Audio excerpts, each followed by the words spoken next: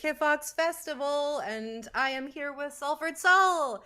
And we are going to be discussing just all the Dwarf Fortress stuff, what we just talked about.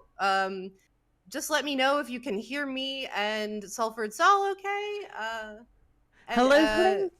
Yeah, just do a little audio test. Hello, everybody. I can see chat, by the way. Excellent. You can hear Sal a bit soft but audible.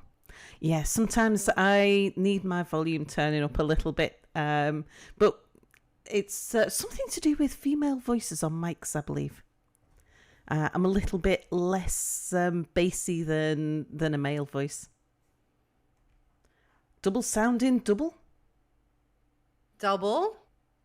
Volume's good. Oh, maybe.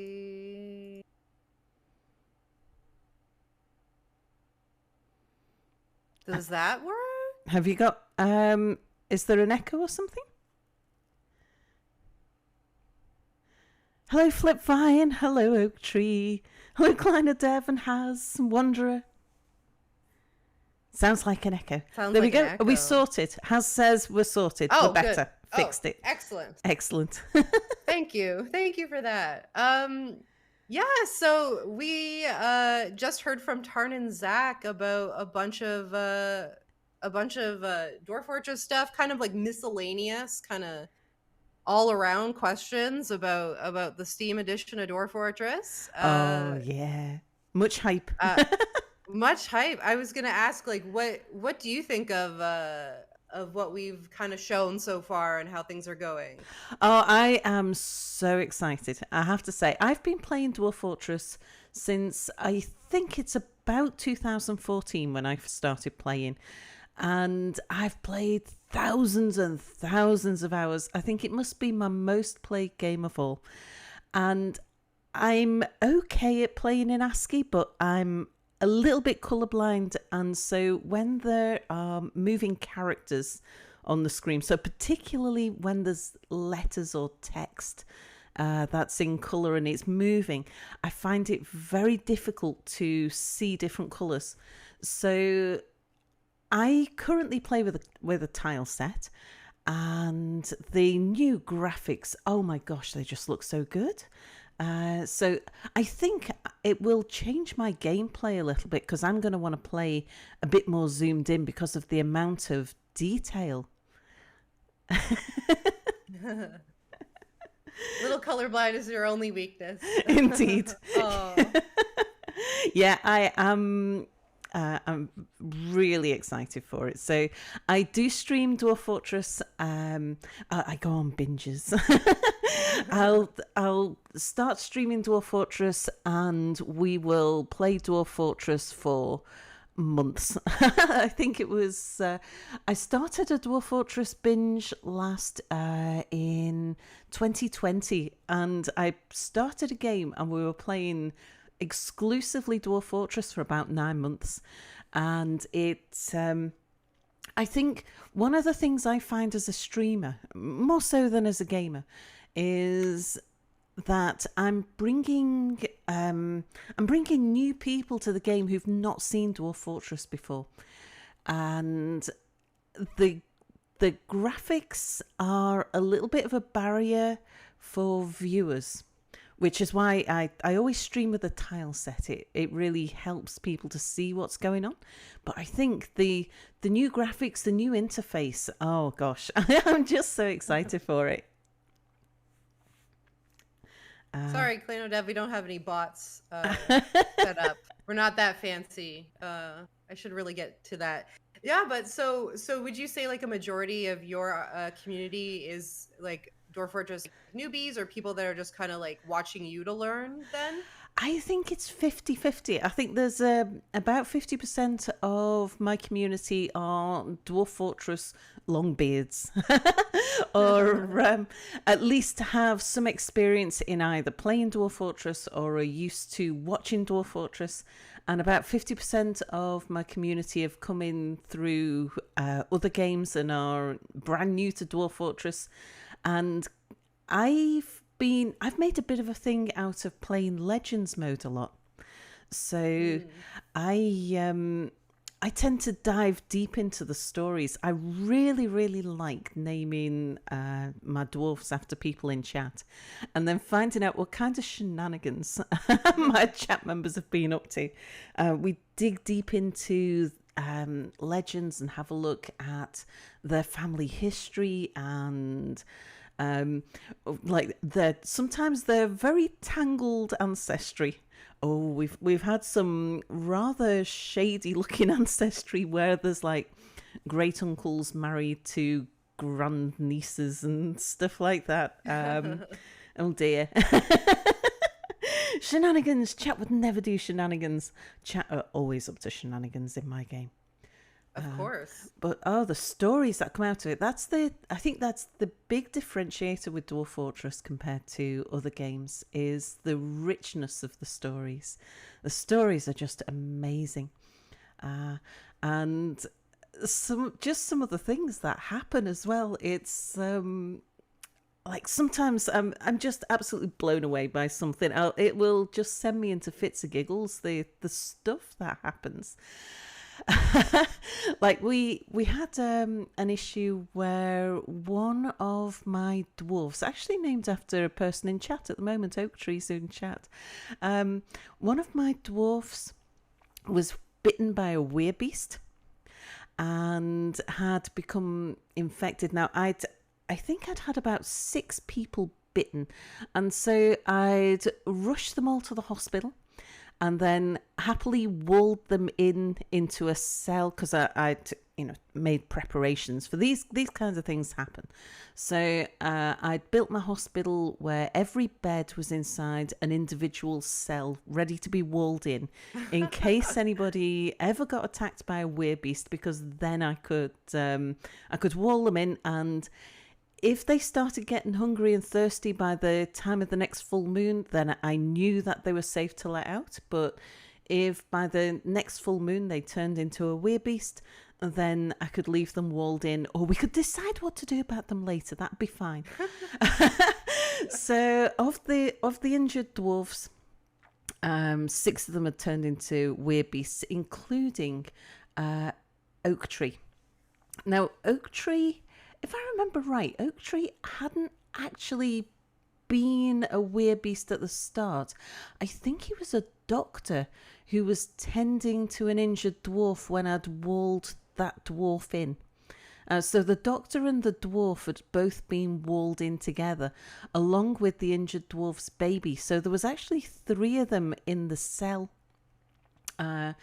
And a great scuffle broke out between the 3 of them, the child, the mother, and the doctor, all in this one cell.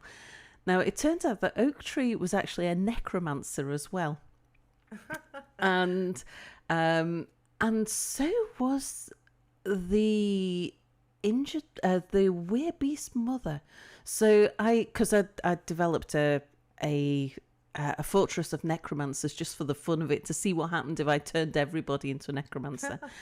And so Oak Tree and the mother, well, they kept on killing each other and then raising each other because they were necromancers. They'd see a dead body on the ground, they'd raise the dead body, but the dead body was a werebeast, and so that werebeast would then attack them, and so this battle kept on going backwards and forwards and backwards and forwards, and eventually Oak Tree's neck got separated from the rest of Oak Tree, and Oak Tree's neck got brought back as an individual entity in its own right. And I thought it'd be interesting to see whether we could, because Oak Tree's neck was not a friendly character. It wasn't somebody who belonged to our fortress anymore. It was an enemy character. So I thought we'd try and see if we could murder Oak Tree's neck.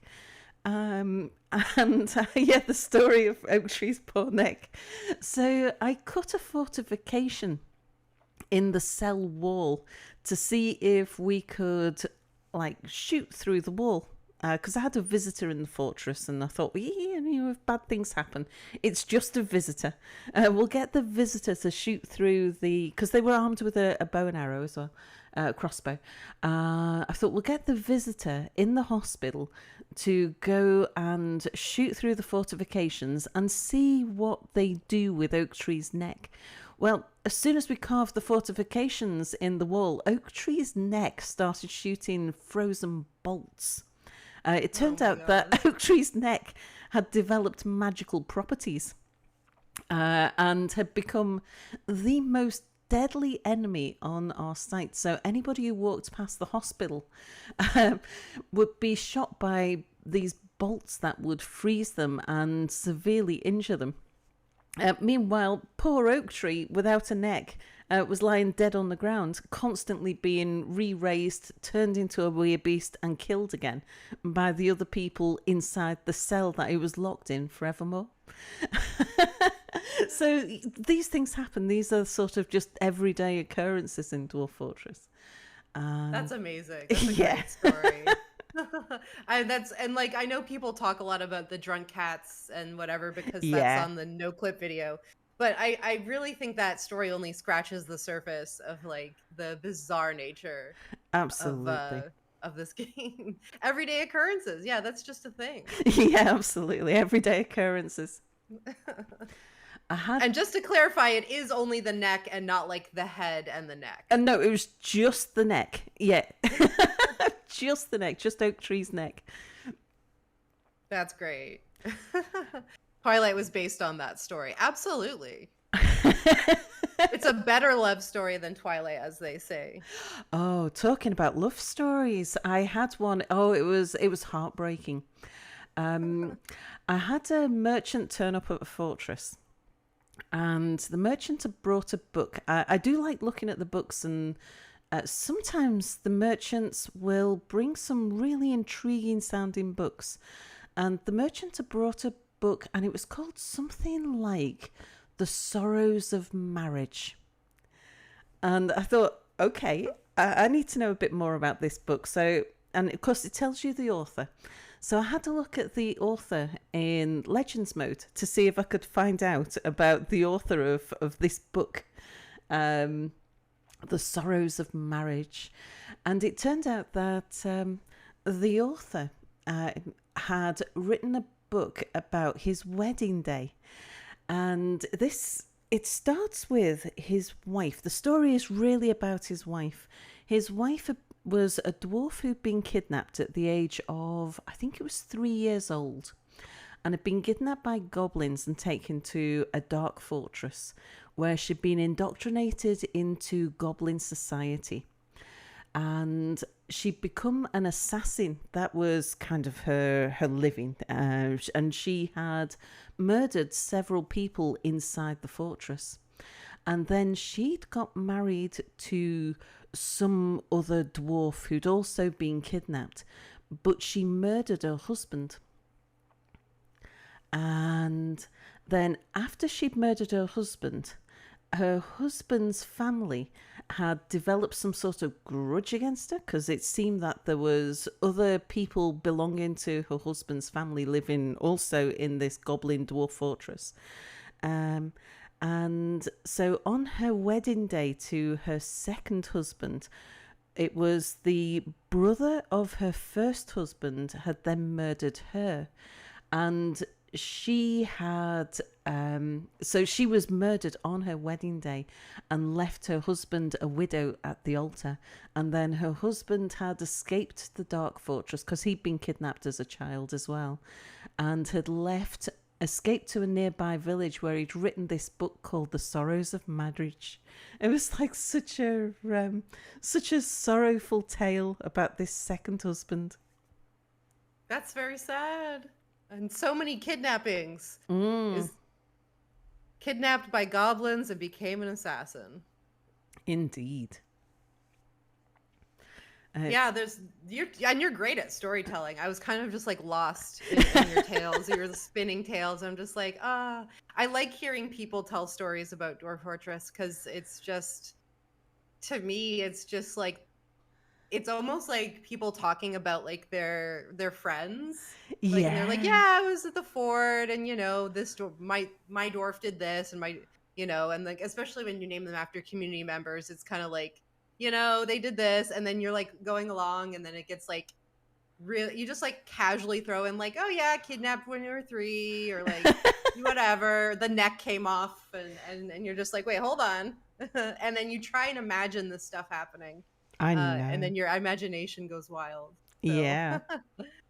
yeah, it really is. And I think we did show the new legend screen, I don't know, maybe a month ago or so.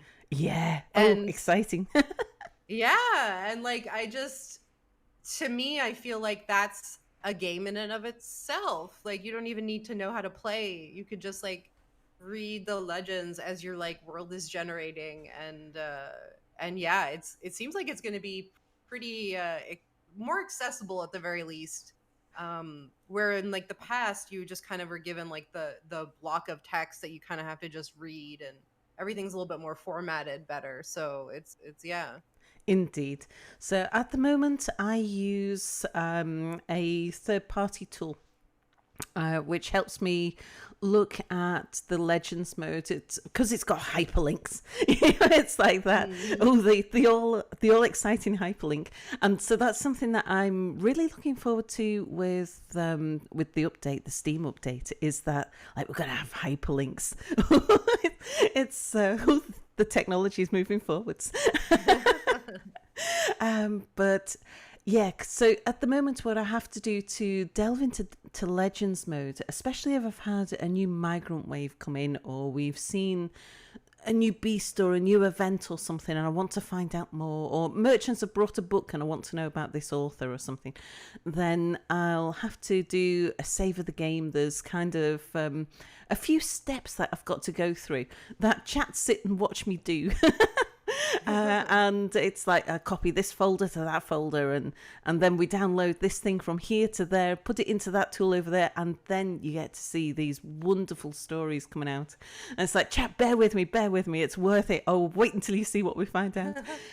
And I don't even necessarily know what we're going to find out. I just know that it's going to be something, and you kind of develop like a nose for these things. You get a sense for when something is when there's a story. There's a story. There's going to be something very interesting going on here, and we need to know more. And it's worth stopping the gameplay to go find out about what's the history of this thing, or what's the story behind this person. There's something going on. There's something weird going on. And and every world, every time I play, it's so different. And like I said, I've played thousands and thousands of hours, and I still learn something new. I still come across different things I've never experienced before. Just amazing. Just to get people up to speed, we did have Tarn and Zach on earlier. We didn't do any announcements or anything like that, so you did not miss any reveals, but you did miss out on some great conversation. So I do recommend that, watching the VOD afterwards. But we talked a lot about what Tarn and Zach are doing lately, and what are the next things that are coming out, which is as they said, the mine carts, and shoot, I forget already. What did he say? The big thing for me was they confirmed that they're going to fix the underwear bug. Yes, that is key. That's I know chat here, everybody is a Dwarf Fortress aficionado in chat here, but it is actually quite a big deal. It sounds like a funny thing, but it takes quite a lot of micromanagement to deal with the underwear, especially if you want happy dwarfs, because there are two ways to play. You can either deal with the unhappy dwarfs and go very militaristic, or you can go for happy dwarfs. and go for a more civilized kind of fortress. And I like to mollycoddle my dwarfs. I do go for happy fortresses mostly. Sometimes I'll go military, but mostly going for happy dwarfs. Maybe we'll then go aggressive and go out and conquer the world and kill all the goblins or something like that. But I always start with a happy fortress. Aim to make my dwarfs very happy. And the problem with the underwear is that dwarves have an underwear slot in their uniforms, in their clothing layers. They've got an underwear slot, but they can't actually create any underwear. They don't have the ability to make their own knickers, so to speak. So it's a slot that they see as empty and need to be filled. So when you're attacked by goblins or you get an elf dies on your property, then they will immediately drop their underwear, because elves and goblins are always wearing underwear. So there's thongs and loincloths tend to get scattered around your fortress when there's a battle or an invasion or something. And the dwarves will make an absolute beeline. They'll see that there's okay, the goblin might be dead, and there might be a battle raging, but there is most certainly a pair of knickers on that dead goblin over there. It might have blood stains, it might be a bit tatty, but oh my word, that's a pair of knickers and I want it. And the dwarves they will race across a field to go and get an old tattered bloodstain full of holes goblin loincloth, and then they wear it, and slowly over time that loincloth will start to deteriorate, and they can't make a new pair of knickers to replace the loincloth that they're wearing. So they get more and more unhappy as time goes on, because they're wearing this stinking old rotten tattered loincloth that they got off some dead goblin 3 years earlier, that they haven't been able to update with a new pair of knickers ever since. And so they actually start getting really quite depressed by the fact that they're wearing these really tattered loincloth or thong that eventually rots off their body. It's just sort of, and it really upsets them. So what I have to do to manage that is I put a work order onto my dwarfs that says when anybody dies, it doesn't matter whether they're friend or foe, nobody's allowed to collect any belongings. And I have to micromanage every item that's dropped on a battlefield, so that they leave the loincloths and the thongs on the floor. It's like they can collect any other spoils of war can be collected, but you leave the underwear alone. Underwear must not be touched, because you can never clothe your entire fortress of dwarves with underwear once they've got them. Yeah, that just sounds like every battle becomes way more complicated than it needs to be. Not because you're worried about surviving, but the passive consequence of everyone accidentally equipping this really shitty underwear that is not designed for dwarves at all. I can't imagine putting on elven underwear on a dwarf. It's gonna work in any way. And when I first brought this up with Tarn as well, it was actually in one of the Q&A sessions that they did with Blind. I was in chat, and I put forward the question about underwear. Are dwarves ever going to be able to wear underwear? Because they've got this problem where they keep on putting on the goblin and elven underwear, and you can never get enough of it. You can't buy it enough from elven merchants. And even if you get an elf come join your fortress, they don't retain the knowledge of how to create an elven thong. And Tarn didn't know that the dwarves could wear the goblin loincloths, and he didn't know they could wear the elven thongs. So it was like, no, they most certainly can. And so yeah, it's, for me, that's great news that that's been recognized as it's actually a bug. It's like, whoa. But it's recognized as a thing, and it's going to be sorted. And yeah, I don't mind whether it's a case, whether it's that they can't wear the foreign underwear, to paraphrase Kleinodev, or whether it's that they can make their own. I don't mind, as long as I don't have to like make such a big deal about the underwear lying around my fortress.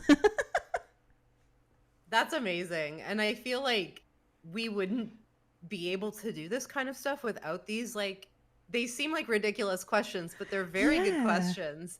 That's gonna like help this game a lot at the end of the day. And I'm sure we'll get a lot of this stuff coming up as we go into like bug fixing mode and all this and that. But like, it's almost impossible to like fully capture that, like that every single thing that can go wrong, or like absolutely, things that are accidentally going wrong that like makes the game kind of incidentally cool when it's not meant to. Yeah, indeed. Yeah, like Kleinodev says, Tom thought that elven underwear should be too narrow. Right. So yeah, it's I'd only discovered that this was an issue because I'd done a really deep dive into dwarven psychology. I wanted to understand how the dwarven memory system worked. So this was when we were on the 4704 update. We're on the 4705 update now. But I ran a series of experiments on stream where we played 3 fortresses, one after the other. And each of those fortresses we played for 7 years. And we brought 300 dwarves into each fortress. And I was testing out some hypotheses that had been discussed throughout the community about how the memory system worked, how the stress system worked, and how all of these things link together. And I pulled various sources, like from the wiki and from previous experiments that other people had done. And I tied that all together to say, well, this is the hypothesis about how this mechanic works.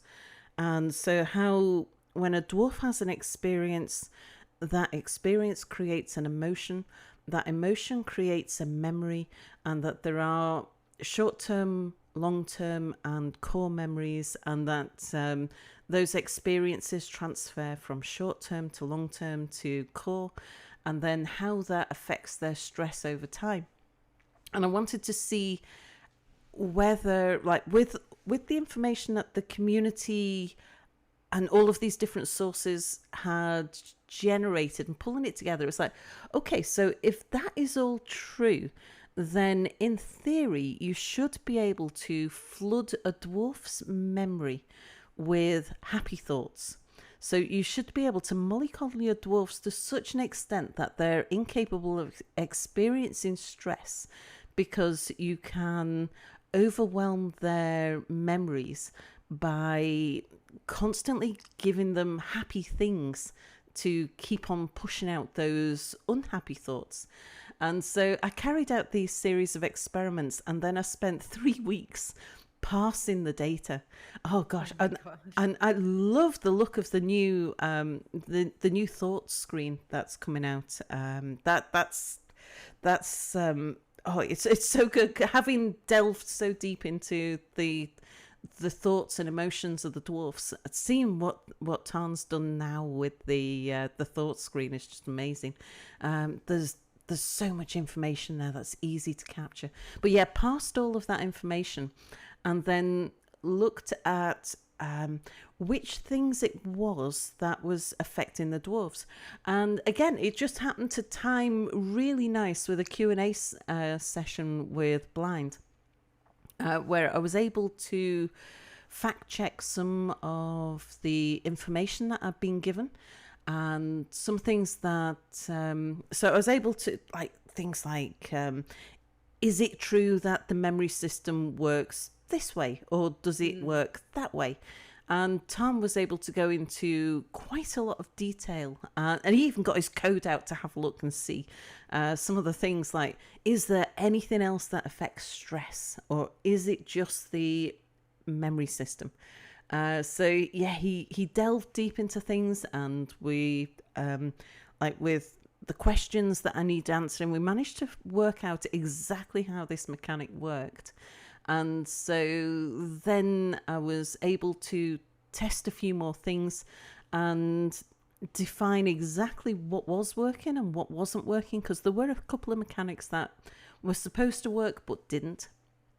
And that all helped to develop the 4705, which was like a big update to the stress management system. So now stress, because stress used to be such a problem to deal with, it's so much easier now. But all of that deep dive really got me into what it is that upsets the dwarfs. And that was when I discovered that, underwear.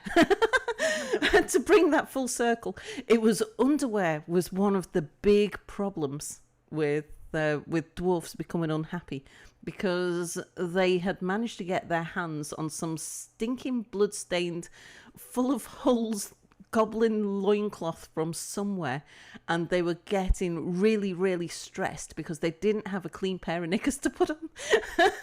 I mean, that's fair. Well, that's great. Indeed. So I would say then you are like almost the premier Dwarf Fortress psychologist, so to speak. Because you've studied the brain of the dwarves. Yeah, I probably, because I took, there was a lot of people who, I stand on the shoulders of the people who came before me. I think that's probably the best way to describe that. It was, a lot of people had done a lot of work on dwarven psychology, and I was able to pull together all of that information. And because I did a lot of research before I even started down this path, it was like, right, I need to know this. This needs to be answered. We need to know, how does this work? Because there were so many rumors and theories, and but I think certainly, I don't know if I still am, but certainly at one point, I think I could claim to know more about dwarven psychology than any other player out there. I believe it.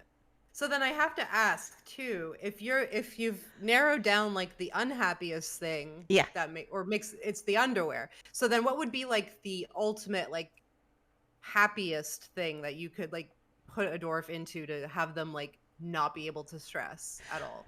Well, it depends a little bit on the personality, but I found that the thing that has the biggest impact on dwarfs is military training. And I found a little trick. What I do is I put every single dwarf in my fortress goes into a military squad. And even though they're not going to be doing any fighting, like, I've got my dedicated soldiers, like the people who are mentally and physically good to be soldiers.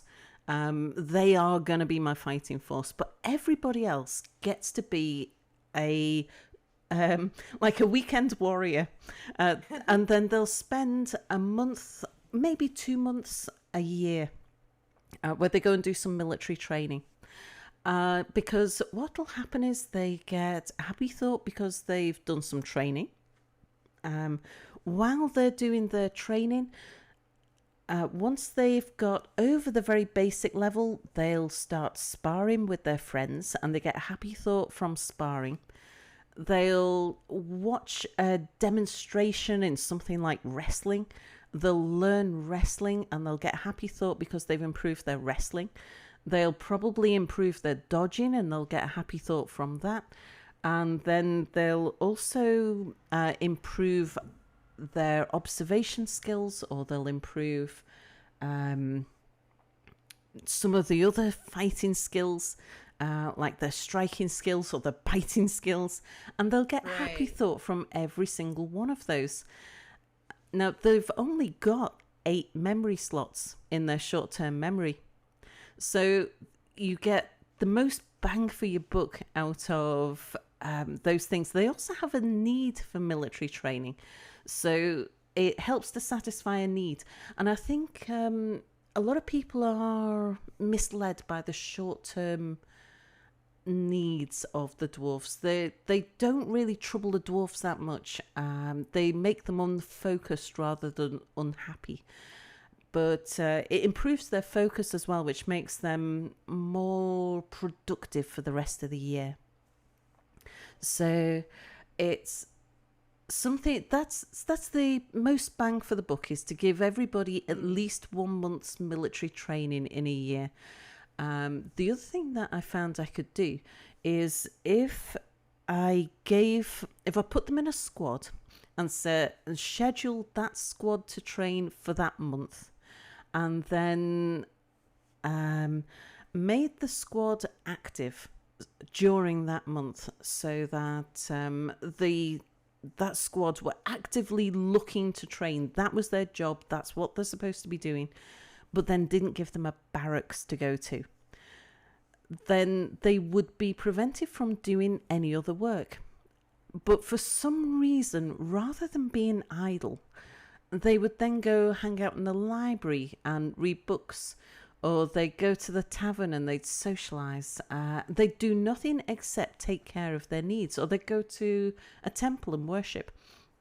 And one of the things that people have talked about having difficulties with is getting people to pray, or getting people to go read if they have a need to do that. Because if you take all of their jobs off them, often they'll just idle. And it can be quite frustrating when you've got a dwarf who's desperately in need of praying, and yet they're idle. And it's like, well, go to the temple, you fool. What are you doing, you fool? You've got time on your hands. Go and satisfy that need. But if you put them in the military and say, you're supposed to be a soldier, but you don't have a barracks, then he'll say, right, okay, I'll head on down to the temple then, because there's nothing else that I can be doing. So that's something that I kind of uncovered kind of by accident as we went along there. But the other thing that's really good for your dwarfs is libraries. It's another thing where you get, for about, I'd say 3/4 of the dwarfs, about 1/4 of the dwarfs are not at all interested in libraries. But for the other 3/4 of the dwarfs, they will get multiple happy thoughts from reading books, because they learn new topics. And I had a particular thing where, I don't know why, but in this particular fortress, and this came out of the data I was passing, they had a thing about funnels. They read a book called The History of Funnels, and then there was another book called Funnels, What Do We Use Them For? Then there was Funnels, My Great Mistake, and there was about 5 different books all about funnels, and they fell under the engineering category. But all of the dwarfs were going down and reading the books about funnels. I had this entire fortress that was full of dwarfs that had such happy thoughts all about these books on funnels that they'd been reading. And I had a library that had, I don't know, maybe about 30, 40 different books, but they'd all been reading the books on funnels for some reason. Who knows why? Yeah, it was libraries very good to keep your dwarfs happy, because they'll get a happy thought for each book that they read. They improve their reading skills. They learn something, so they get a happy thought from that. They satisfy some needs, so it makes them more productive for the rest of the year. And it's something that certain books can also improve certain skills. Like if they read a book on surgery, then they'll become a better surgeon. Yeah, and library full of necronomicons. Indeed, that is how I managed to turn an entire fortress of dwarves into necromancers. I think we had about 150 dwarfs in that fortress. Wow. Very nice. And all but 8 of them, and I don't know why I couldn't. There was 8 of them I could not get to go and read this about the secrets of life and death. The rest of them all became necromancers. It was a very interesting fortress. That one, that was the one that had Oak Tree's neck in it. Oh, of course. Yeah, that sounds like you probably have like a ton of stories just from that fort Oh alone. gosh, yes, it's like every fort. I like how with Dwarf Fortress as well, it's not just your dwarfs, it's the stories that are going on out there in the world. It's you just need a little hook, just something, and then you start delving into legends and the stories of what's going on in the goblin societies, the elven societies, the things that have got nothing to do with you or your fortress or your dwarves. It's the stories that are going on out there in the world. It's like the game is it's like the AI is playing a different game to you. I'm happily playing, like when I'm playing in fortress mode, I think of myself like happily playing, I don't know, some sort of cross between The Sims and RimWorld. Yeah, yeah. I'm managing my little colony in my little world. Meanwhile, the AI is playing something like Crusader Kings. There's this grand strategy game that's going on out there, but with all of those intertwining lives and how all of those 500,000 people that the AI is managing with all of their ancestors and hopes and dreams and goals and their children and the artifacts that they make and all the adventures that they're going on. And I think this is something that when I bring new people to Dwarf Fortress, it's one of the things that I stress to them is what you see within my game and with what we're playing. This is nothing. It's like there is another 500,000 people out there who all have these lives of their own, and the game is playing. I'm playing these 100 dwarfs here. The game is playing the other 500,000 people out there, and it's the adventures that are going on out there. How the use, how there's some soldier that's usurping a queen and taking over a whole civilization somewhere, and then is going to go and lead a war against the elves, and the first we know about it is someone who we were trading with quite happily last year all of a sudden is an enemy, and it's like, what happened? We didn't kill anybody. How come the elves are our enemies? They didn't tell us we hadn't chopped down any trees or anything. What have I done?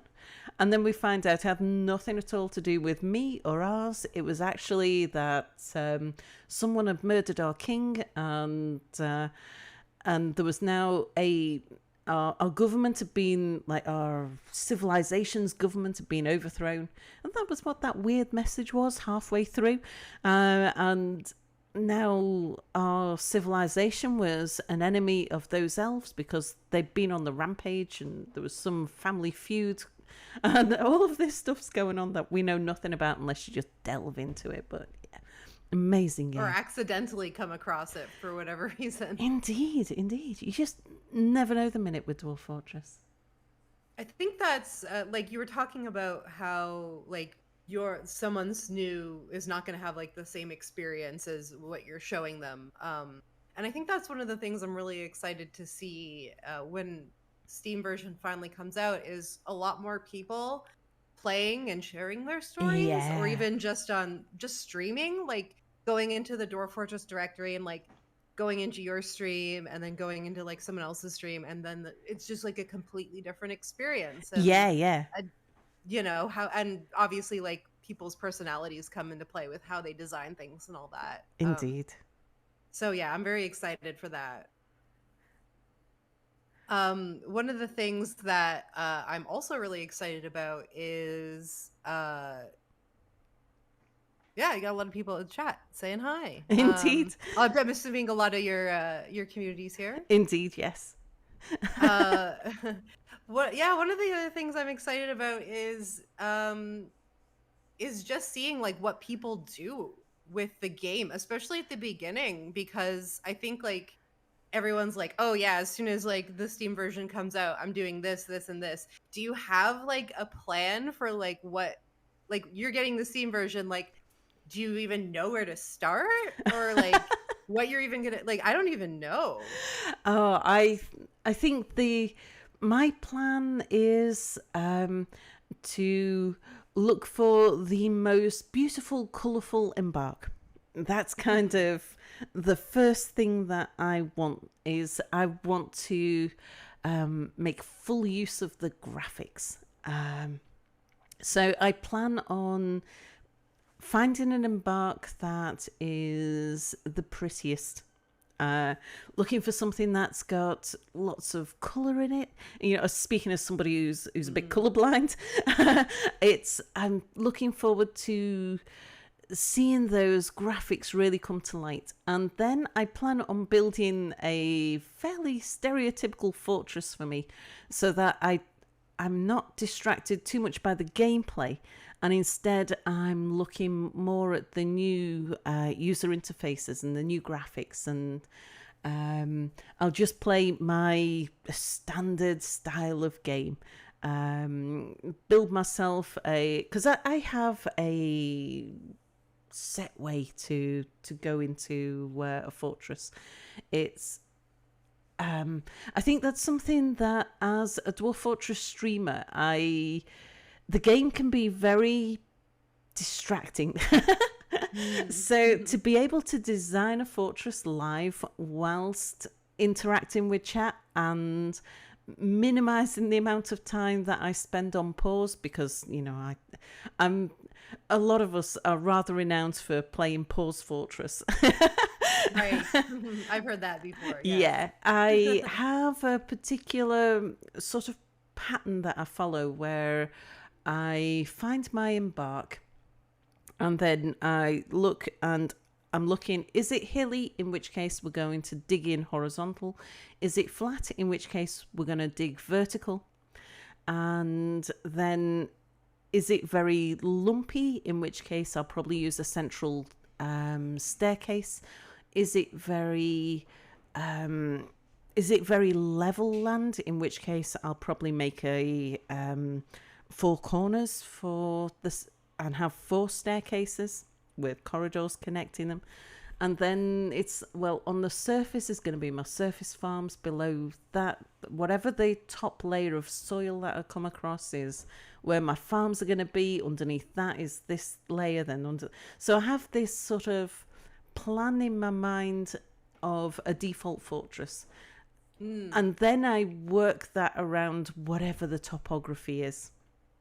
And so it means I don't need to think too much when I start a fortress. I can be busy micromanaging the dwarfs while I'm engaging with chat at the same time, without having to think too much about what exactly is going on the screen. I can adapt it then to organically grow that fortress according to what it is I find in the ground.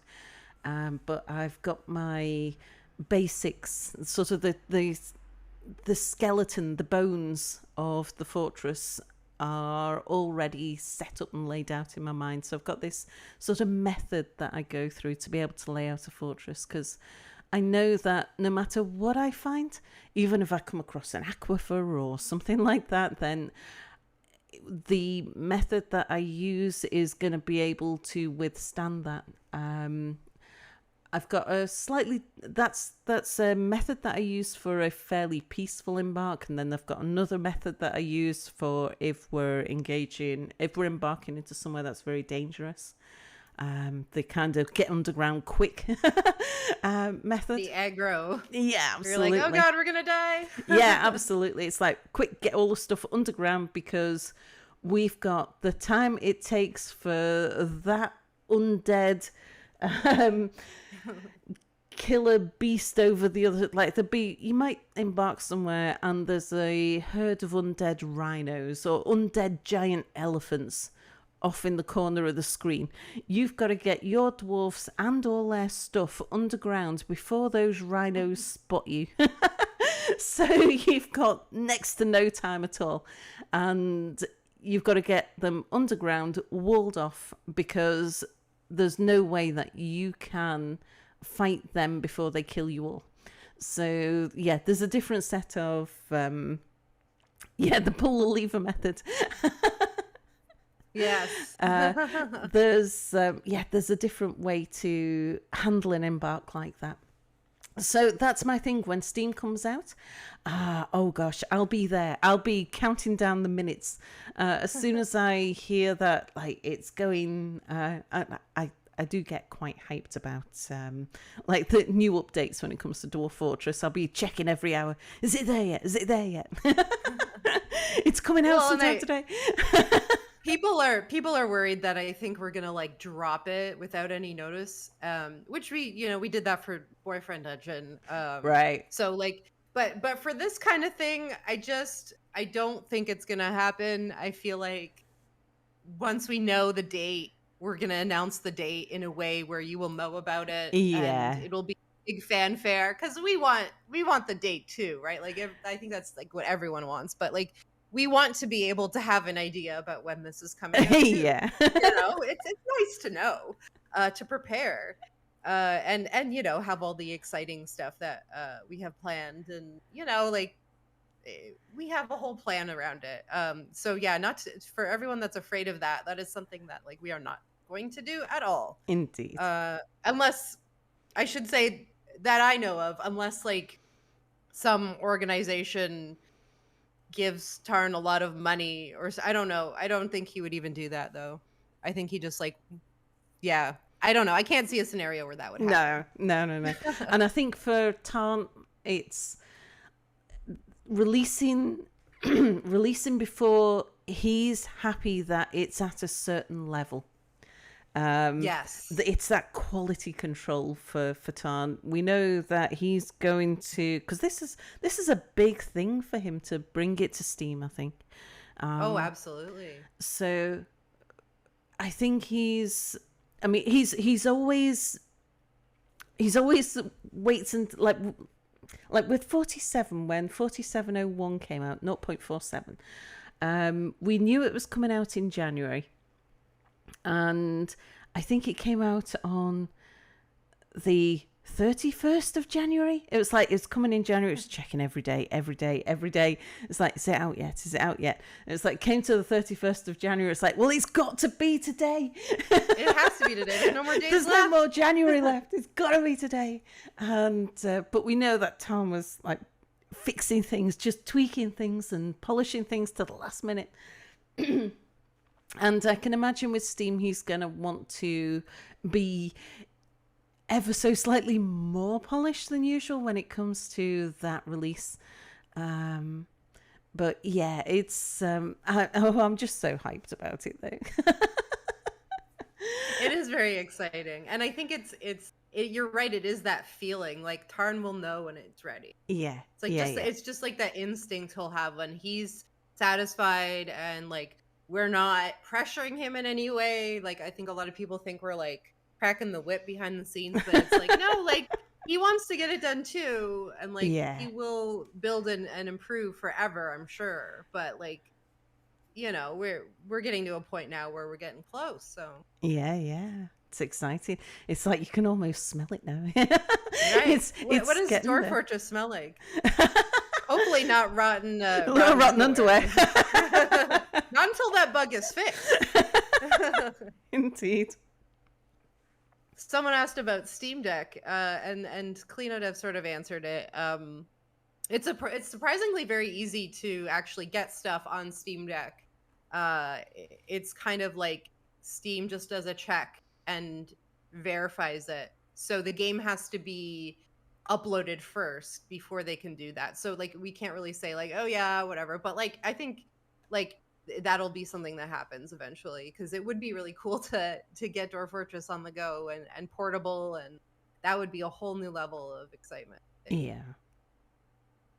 Because It was the 27th. We had a couple of days left. Yeah. somebody brought out a mod for being able to play Dwarf Fortress on a tablet or a phone, like a touchscreen mod. Yeah. It's just an interface over the browser.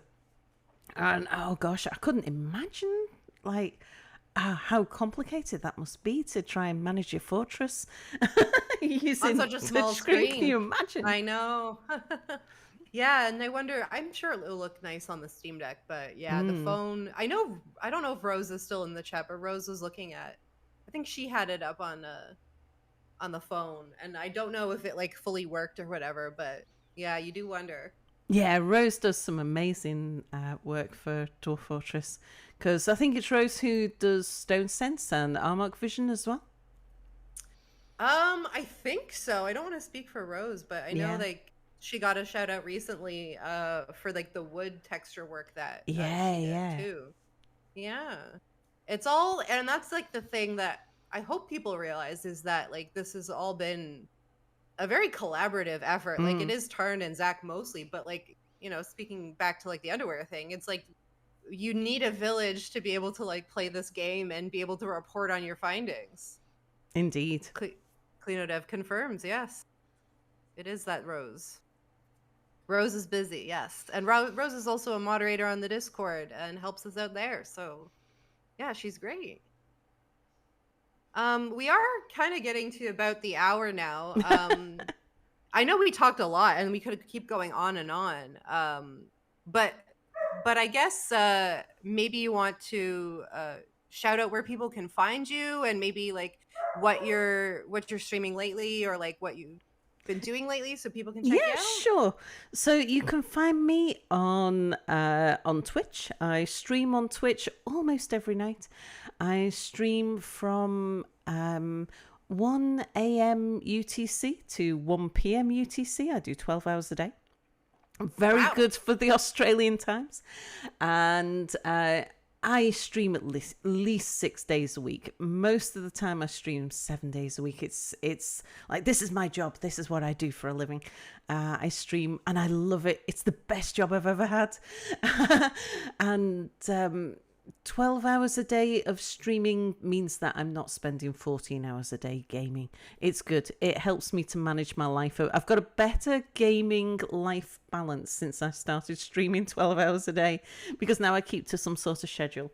Right. So yes, you can find me over on Twitch. That's where I am. I do have a YouTube channel with which Kleiner keeps on linking every so now and then, with Dwarf Fortress tutorials on it. But you won't find much from me on YouTube because I stream 12 hours a day. I don't really have time these days to make YouTube videos as well.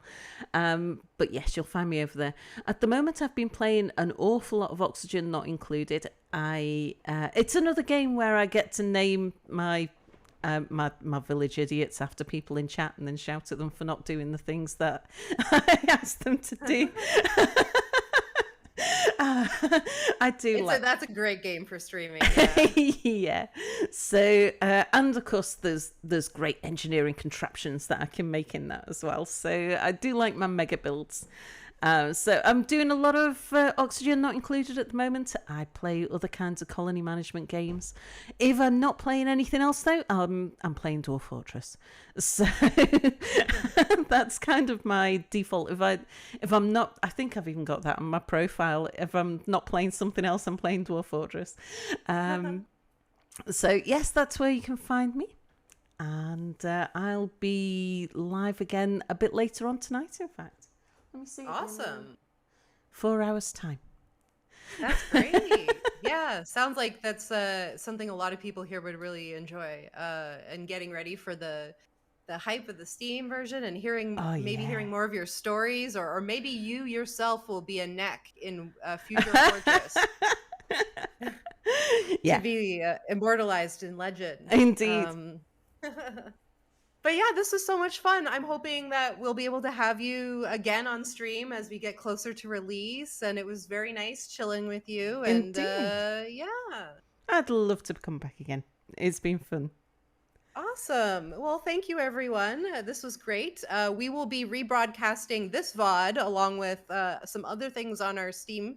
You will be able to find this VOD as well on YouTube when we get it up. Probably not today, but probably next week or on the weekend. We'll see. But yeah, we're going to be signing off for the day for the Kitfox Festival. And yeah, thank you again, Sal. This was great. You're very welcome. I'll speak to you All soon. right. Bye. Bye.